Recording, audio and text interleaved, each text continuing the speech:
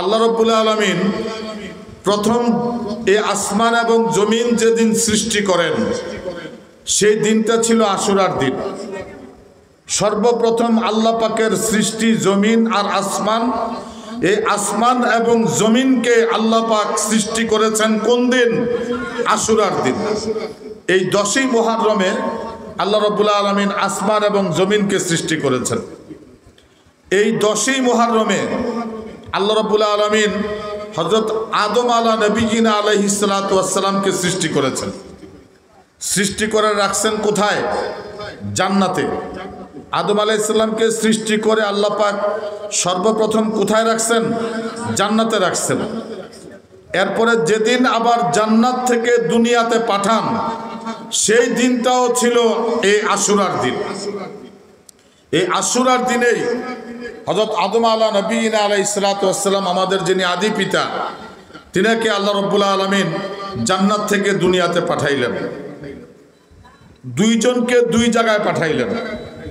হযরত হাওয়া আলাইহিস সালামকে পাঠাইলেন জিদ্দায়, আর আদম নবীনা আলাইহিস সালাতু ওয়াস সালামকে আল্লাহ পাক পাঠাইলেন শ্রীলঙ্কায়।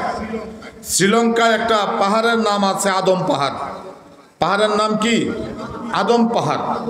এই আদম পাহাড়ে আল্লাহ রাব্বুল আলামিন আদম আলাইহিস সালামকে ওই আদম পাহাড়ে পাঠাইছেন দুনিয়াতে। ওই আদম পাহাড়ের উপরে একটা পায়ের ছাপ এখনো আছে, যেটা 11 ফুট লম্বা। পায়ের ছাপটা লম্বা কতটুক?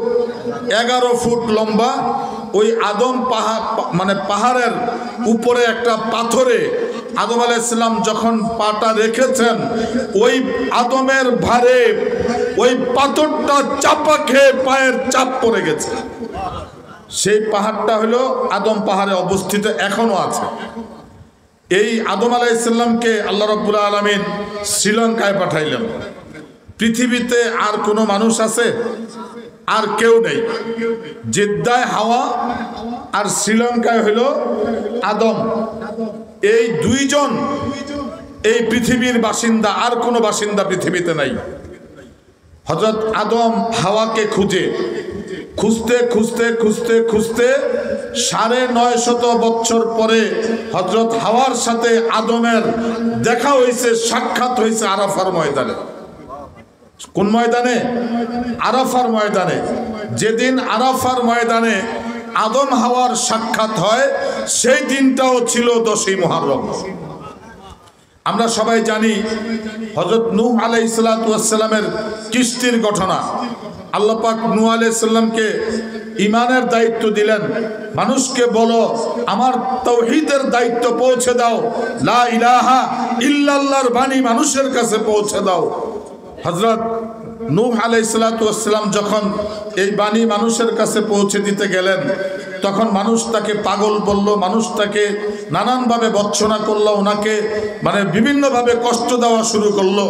উনি দোয়া করলেন যে রব্বুল আলামিন, আমার তো আর এই কষ্ট সহ্য হচ্ছে না, আমার কওমকে আপনি ধ্বংস করে দেন। নূহ আলাইহিস সালামের এই দোয়া আল্লাহ পাক কবুল করছেন। যেদিন দোয়া কবুল করছেন সেই দিনটাও ছিল 10ই মুহররম। এরপরে আল্লাহ বললেন যে অচিরেই তোমার কওমের বিরুদ্ধে ব্যবস্থা নেওয়া হবে, তুমি একটা নৌকা বানাও, কিস্তি বানাও।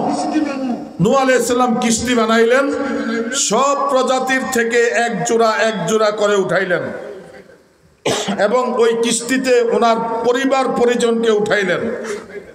কিন্তু একজন মানুষকে নূহ আলাইহিস সালাম তার কিস্তিতে নিতে পারলেন না, তার নাম হইল কেনান। কিন্তু কেনানের সাথে নূহ আলাইহিস সালামের সম্পর্ক কি? পিতা পুত্রের সম্পর্ক। হযরত নূহ আলাইহিস সালাম তাকে ডাকলেন যে তুমি আসো, আমার সাথে নৌকায় উঠো, যে প্লাবন আসছে তুমি তো বাঁচতে পারবে না। উনি বললেন যে আমি পাহাড়ের চূড়ায় উঠে বেঁচে যাব, আপনার এই প্লাবন আমাকে কিচ্ছু করতে পারবে না।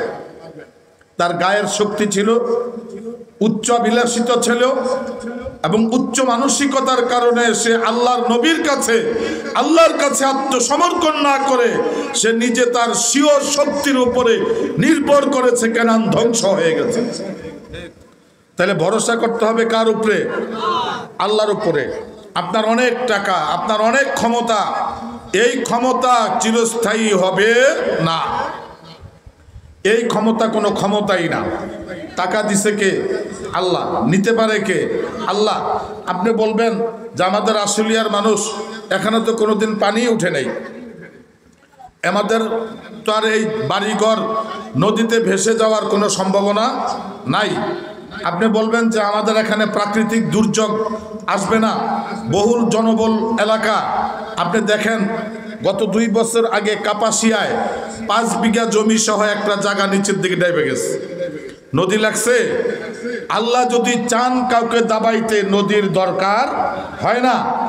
আল্লাহ যদি চান কাউকে ভিখারি বানাইতে, ওই বাড়িতে ভিখারি বানাবে কিভাবে, এটা আল্লাহই ভালো জানেন, আপনিও বলতে পারবেন না।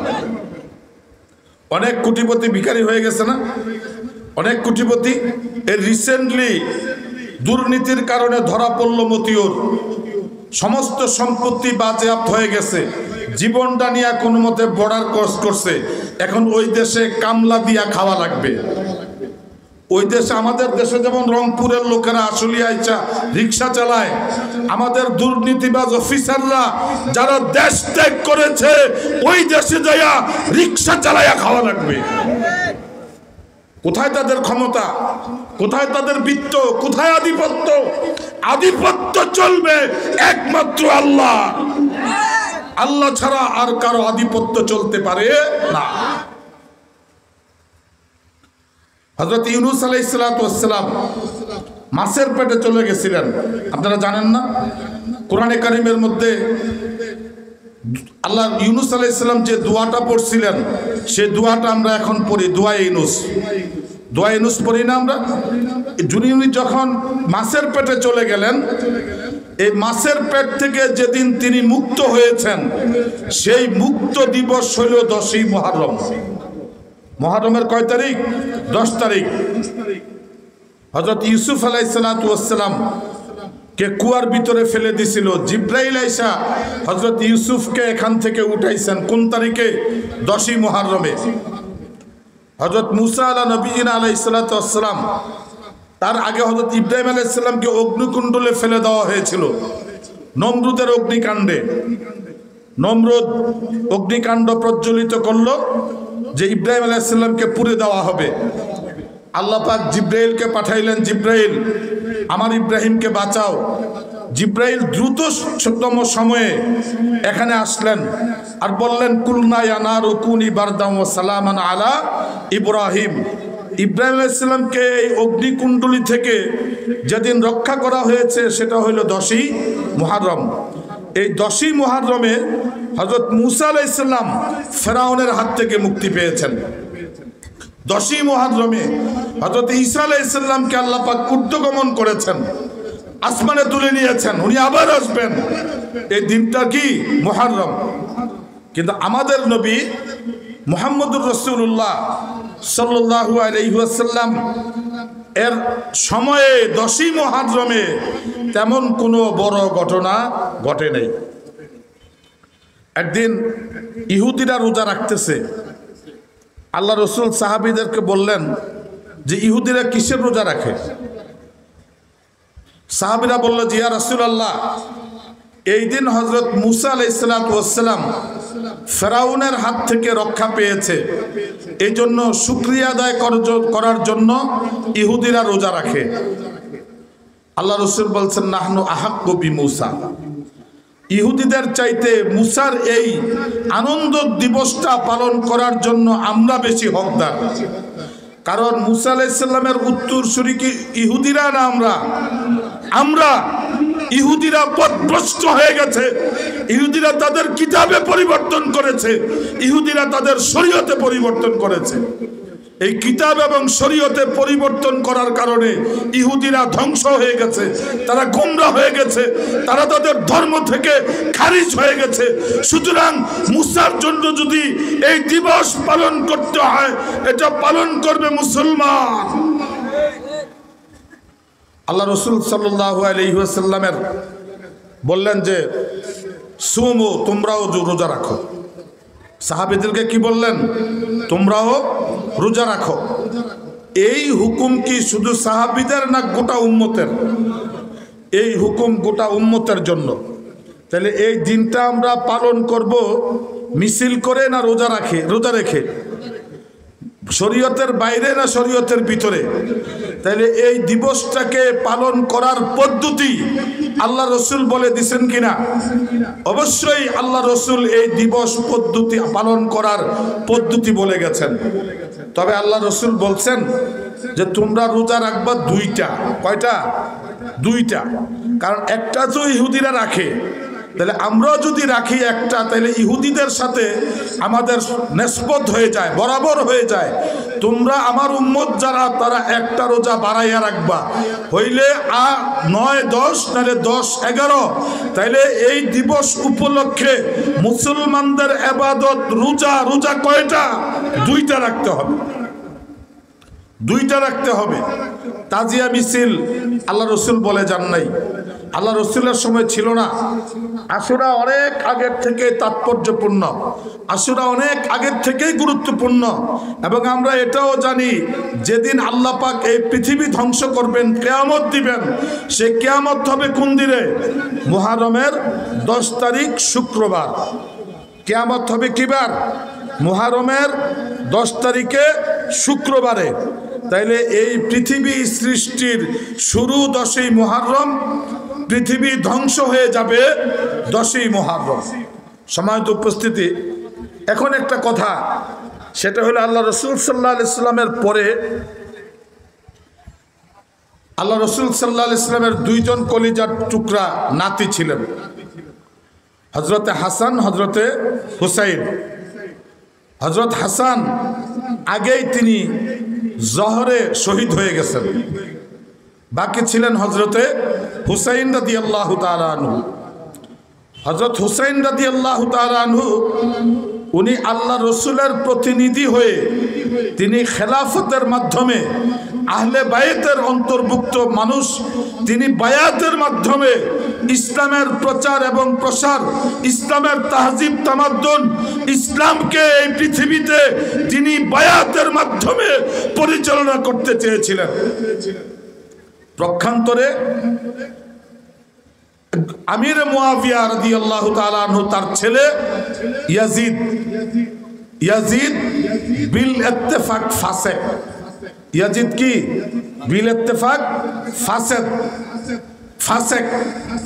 ফাসেক কাকে বলে? আল্লাহ পাকের কাছে স্বীকৃত পাপিষ্ঠকে ফাসেক বলে। ইয়াজিদ কি? বিল ইত্তেফাক ফাসেক। ফাসেক না হইলে সে কারবালার ময়দানে রাসূলের কলিজায় ছুরি দিতে পারত না। হুসাইন রাদিয়াল্লাহু তাআলা আনহু কুফায় কেন গিয়েছিলেন? উনি তো মদিনাতে ছিলেন। তারা বারবার হুসাইন রাদিয়াল্লাহু তাআলা আনহুকে চিঠি লিখছেন যে আপনি কুফায় আসেন, আপনার সাথে আলোচনা হবে। কিসের আলোচনা? ইয়াজিদ চাইছে রাষ্ট্র ক্ষমতাকে, রাষ্ট্রযন্ত্রকে ব্যবহার করে ইসলামের প্রচার প্রসার করবে, ইসলাম পরিচালনা করবে। রাষ্ট্রযন্ত্র ব্যবহার করে অনেক কিছু করে না? অন্যায় অনেক হয়। রাষ্ট্রযন্ত্র ব্যবহার করে অন্যায় করতে সুবিধা হয়, কারণ রাষ্ট্রীয় শক্তি কারো কাছে থাকলে, আর এই শক্তির বাইরে যদি কোনো সত্য শক্তিও থাকে, মানুষের সঠিক অধিকারও থাকে, সেই অধিকার বাস্তবায়ন করা যায় না, রাষ্ট্র শক্তির কাছে পরাভূত হতে হয়। ইয়াজিদ চাইছে রাষ্ট্র ক্ষমতা দখল করে, রাষ্ট্র ক্ষমতা দিয়া, রাষ্ট্রযন্ত্র দিয়া ইসলাম চালাবে। হুসাইন রাদিয়াল্লাহু তাআলা আনহু বলছেন যে আমার নানা আগে নবী হয়ে আসছেন। আগে কি হয়েছেন? নবী হয়েছেন। তারপরে তিনি মদিনা রাষ্ট্রের রাষ্ট্রপ্রধান হয়েছেন। উনি তো আগে রাষ্ট্রপ্রধান হয়ে আসে নাই। ইসলাম শুরু হয়েছে দাওয়াতের মাধ্যমে, ইসলাম শুরু হয়েছে বায়াতের মাধ্যমে। ইসলাম সে দেখে গেছেন আল্লাহ রসুল খেলাফতের মাধ্যমে। সুতরাং কিয়ামত পর্যন্ত ইসলাম খেলাফতের মাধ্যমে বেঁচে থাকবে। রাষ্ট্র ক্ষমতা দিয়া ইসলাম হবে না, রাষ্ট্র ক্ষমতা দিয়া ইসলামকে বাঁচায়া রাখা যাবে না। ইসলামের তাহজিব তামাদ্দুন, ইসলামের সৌন্দর্য, এটা রাষ্ট্র ক্ষমতা দিয়া হবে না। মানুষকে দাওয়াত দিতে হবে, আমাদের যে বাংলাদেশ, এই হিন্দুস্তান, এই হিন্দুস্তানে রাষ্ট্রযন্ত্র ব্যবহার করে আমরা ইসলাম মুসলমান হয়েছি। রাষ্ট্রের ডাকে, রাষ্ট্রের নির্দেশে, রাষ্ট্রের আহ্বানে আমরা এখানে কেউ মুসলমান হই নাই। এদেশে ইসলাম নিয়ে আসছে পীর মাশায়েখরা। ইসলাম বেঁচে থাকবে পীর মাশায়েখদের মাধ্যমে। হযরত শাহজালাল ইয়ামানি মুজাররদ রহমতুল্লাহ আলাইহি, উনি কি রাষ্ট্রপ্রধান ছিলেন? প্রধানমন্ত্রী ছিলেন? মন্ত্রী ছিলেন? সেনাপ্রধান ছিলেন? উনি কি ছিলেন? আল্লাহর ওলি ছিলেন। উনি কি ছিলেন? আল্লাহর ওলি ছিলেন। উনি আসবেন, গৌর গোবিন্দ সুরমা নদী পার হবেন, সব গুদারা বন্ধ করে দিছে, কোনো গুদারা চলবে না। উনি নদী পার হইয়া সিলেটে ঢুকতে পারবে না। শাহজালাল ইয়ামানি মুজাররদ রহমতুল্লাহ আলাইহি উনি আইসা দেখলেন খরস্রোতা নদী সুরমা, একটা পারাপারের কোনো ব্যবস্থা নাই, সকল গুদারাগুলা ওই পার গৌর গোবিন্দ নিয়ে আটকে রাখছে। এখন শাহজালাল নদী পার হবেন কিভাবে? উনি অজু করে ওনার জায়নামাজটা সুরমা নদীতে বিছাইয়া দিলেন।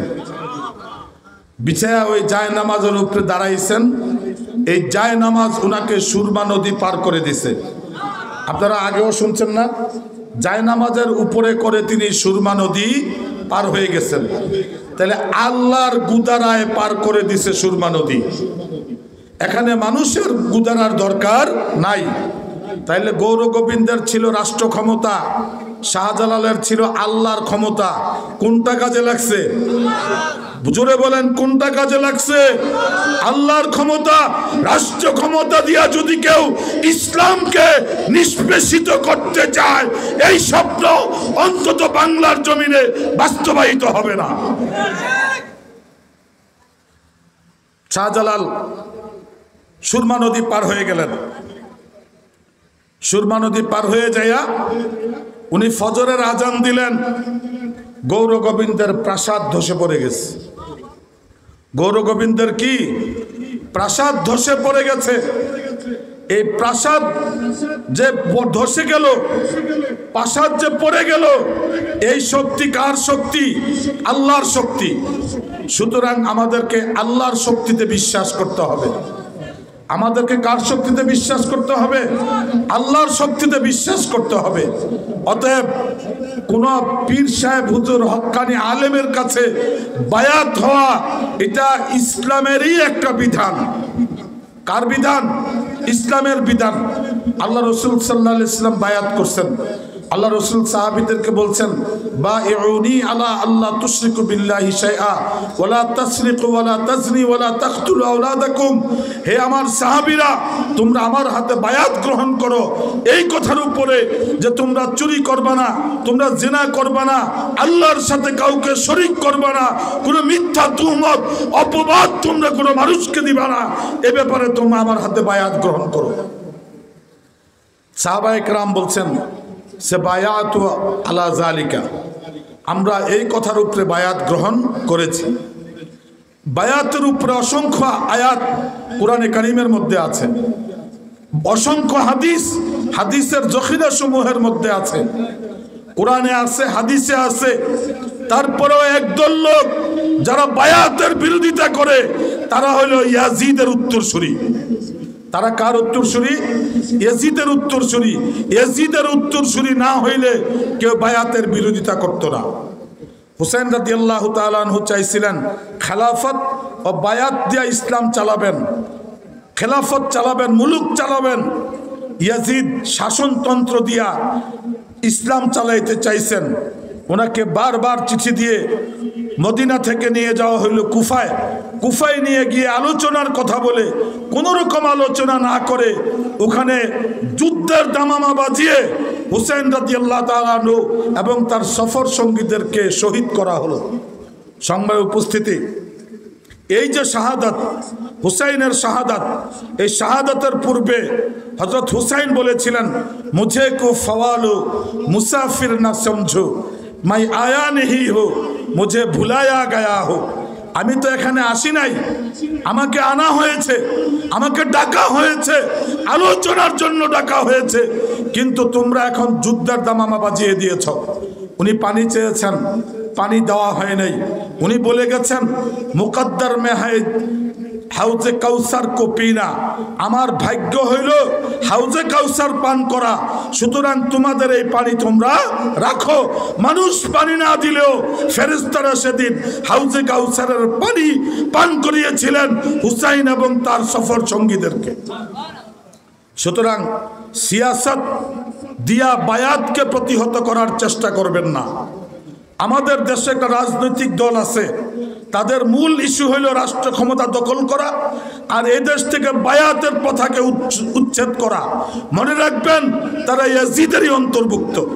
আমাদের দেশে যে সমস্ত হক্কানি পীর মাশায়েখ বুজুর্গানে দিন উলামায়ে কেরাম যারা বায়াতের পদ্ধতি চালু রেখেছেন, সমসাময়িক আমি তাদের কয়েকজনের কথা আপনাদেরকে বলি। বাংলাদেশের মুসল্লাম বুজুর্গ হযরত হাফিজি হুজুর রহমতুল্লাহ আলাইহি, উনি আশরাফ আলী থানবীর কাছে বয়াত হয়েছেন, ওখান থেকে খেলাফত প্রাপ্ত ছিলেন। পীরজি হুজুর আশরাফ আলী থানবীর কাছে বয়াত হয়েছেন, ওখান থেকে খেলাফত প্রাপ্ত ছিলেন। আমাদের শামসুল হক ফরিদপুর রহমতুল্লাহ আলাইহি, ওখানে আশরাফ আলী থানবী রহমতুল্লাহ আলাইহির কাছে বায়াত হয়েছেন এবং তিনি খেলাফত প্রাপ্ত ছিলেন। এখন বলেন হাফিজি হুজুর বায়াত হইয়া খেলাফত পাইয়া জাহান্নামে চলে গেছে? বলেন না কেন জাহান্নামে গেছে? পীরজি হুজুর বায়াত হয়ে জাহান্নামে গেছে? কোথায় গেছে আল্লাহ ভালো জানে। আপাত দৃষ্টিতে আমরা দেখেছি তাদের মতো আল্লাহর ভয় এই জমিনে অন্য কারো ছিল না। মানুষের তাকওয়ার সর্বোচ্চ স্তর হইল আল্লাহর ভয়। তাকওয়ার সর্বোচ্চ স্তর কি? আল্লাহর ভয়। আল্লামা শাহ আহমদ শফি রহমতুল্লাহ আলাইহি আমাদের সকলের সারে তাজ মুরব্বী শ্রদ্ধাভাজন ব্যক্তিত্ব, তিনি এই দুনিয়া থেকে চলে গেছেন। উনিও হযরত হুসাইন আহমদ মদনী রহমতুল্লাহ এর কাছে বায়াত ছিলেন এবং ওনার কাছ থেকে খেলাফত প্রাপ্ত খলিফা ছিলেন। আহমদ শফি সাহেবের চেয়ে সমসাময়িক বুজুর্গ মানুষ আপনারা কারোর দেখছেন?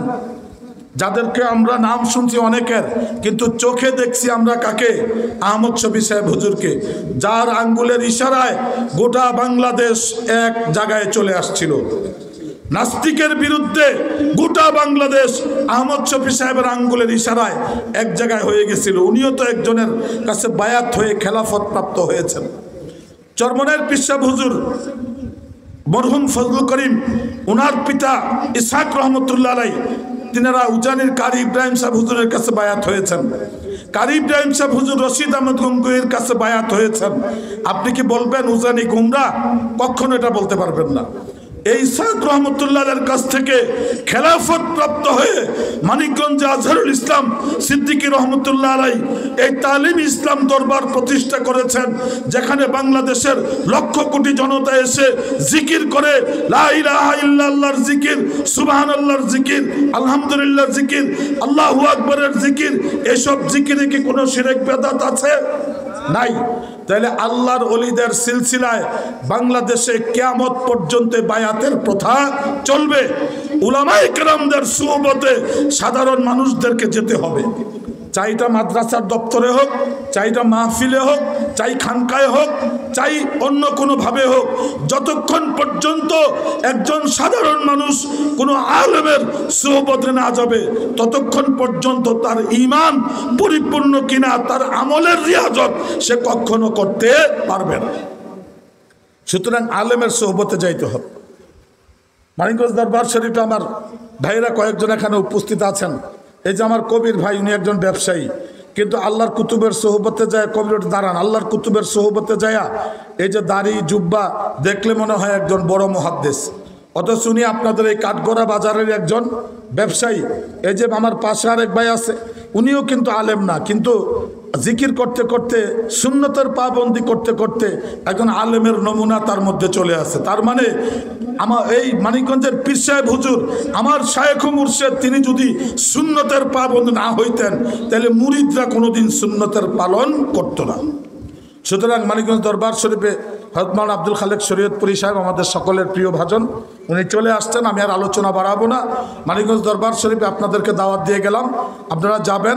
ওখানে আমার শায়খ মুর্শিদ একজন বিশ্বের শ্রেষ্ঠ ভদ্র মানুষ।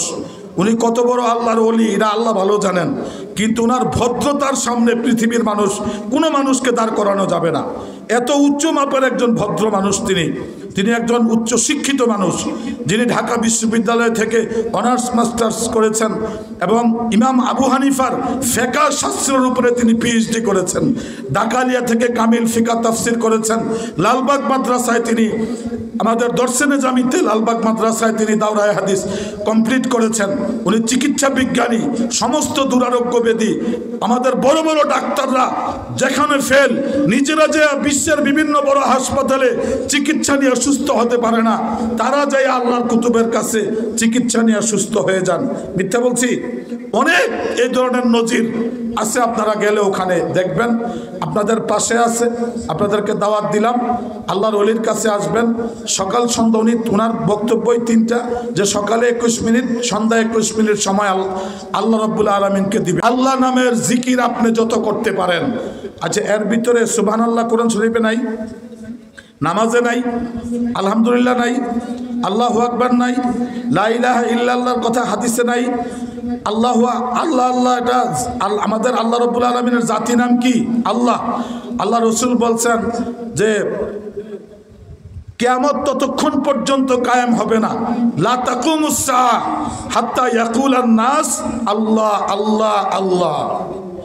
ততক্ষণ পর্যন্ত কিয়ামত কায়েম হবে না যতক্ষণ পর্যন্ত সারা পৃথিবীতে একজন মানুষও যদি আল্লাহকে আল্লাহ বলে ডাকার মতো থাকে, কিয়ামত হবে না।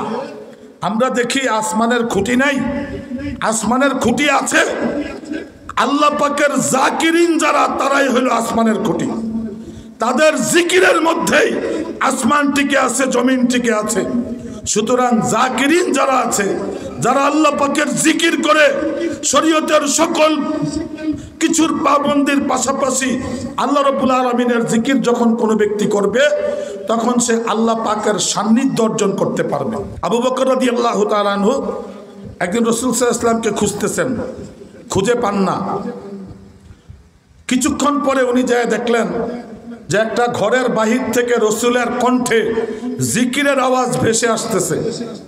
হযরত আবু বকর যায় বললেন, জি ইয়া রাসূলুল্লাহ, ইয়া হাবিবাল্লাহ, হে আল্লাহর রসুল, হে আল্লাহর হাবিব। আল্লাহ রসুল ভিতর থেকে বললেন, মান আনতা, তুমি কে? আবু বকর বললেন যে আনা আবু বকর। আল্লাহ রসুল বলছে, মান আবু বকর? আবু বকর আবার কে? তখন আবু বকর উত্তর দিলেন, আমি আবু বকর ইবনে কুহাফা, আমি কুহাফের বেটা আবু বকর। তখন আল্লাহ রসুল সাল্লাল্লাহু আলাইহি সাল্লাম জিজ্ঞেস করলেন যে কুহাফা আবার কে? তার মানে আবু বকরকে নিজ নামেও চিনে না, পিতার নামেও চিনে না। হযরত আবু বকর ঘরের এখান থেকে চুপি দিয়া দেখলেন যে ভিতরে কাউকেই দেখা যাচ্ছে না। উনি যে হযরত মা ফাতেমাকে ডেকে নিয়ে আসলেন, যে আসেন তো, আমি এই অবস্থা, এখন রসুলকে আমি ডাকি, উনি আমাকেও চিনে না, আমার বাবাকেও চিনে না।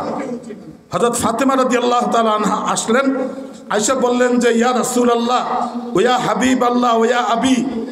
আল্লাহ রসুল সাল্লাল্লাহু আলাইহি ওয়াসাল্লাম জিজ্ঞেস করলেন যে মান আনতে, তুমি কে? উনি বললেন যে আমি ফাতেমা। আল্লাহ রসুল বলছে ফাতেমাকে? বলছে আমি ফাতেমা বিনতে মুহাম্মদ। আল্লাহ রসুল জিজ্ঞেস করছে মুহাম্মদ আবার কে? তঞ্জুদাও সরজুদাও দিলজুদা, তঞ্জুদাও সরজুদাও দিলজুদা, हर के तस्बीह बखानत बा खुदा। अल्लाह अल्लाह अल्लाह अल्लाह अल्लाह अल्लाह। আল্লাহ নামের তসবিহ যখন মানুষ পড়ে, তখন ওই বান্দা আর আল্লাহ একাকার হয়ে যায়। সুতরাং এই তাসবিহ শিখতে হলে আপনাকে কোনো না কোনো হক্কানি পীর ও মুর্শিদের হাতে হাত দিতে হবে। তাই আসুন, মানিকগঞ্জ দরবার শরীফের দাওয়াত আমি দিয়ে গেলাম। আগামী বিশ্ব ইজতেমার 25, 26, 27 তারিখে বিশ্ব ইজতেমা অনুষ্ঠিত হবে। এই 3 দিনের যে কোনো সময় আপনারা আসবেন, আল্লাহর ওলিকে দেখবেন, সুন্নতের সবক নেবেন, জিকিরের সবক নেবেন। এই আহ্বান জানিয়ে আমি আপনাদের কাছ থেকে দোয়া চেয়ে আমার সংক্ষিপ্ত আলোচনা শেষ করলাম। আলহামদুলিল্লাহ, আমরা পবিত্র কোরআন এবং হাদিস থেকে মূল্যবান তাফসীর শুনছিলাম। এই পর্যায়ে আপনাদের সামনে আলোচনা পেশ করবেন বর্তমান সময়ে আলোচিত ব্যক্তিত্ব হযরত মাওলানা মুফতি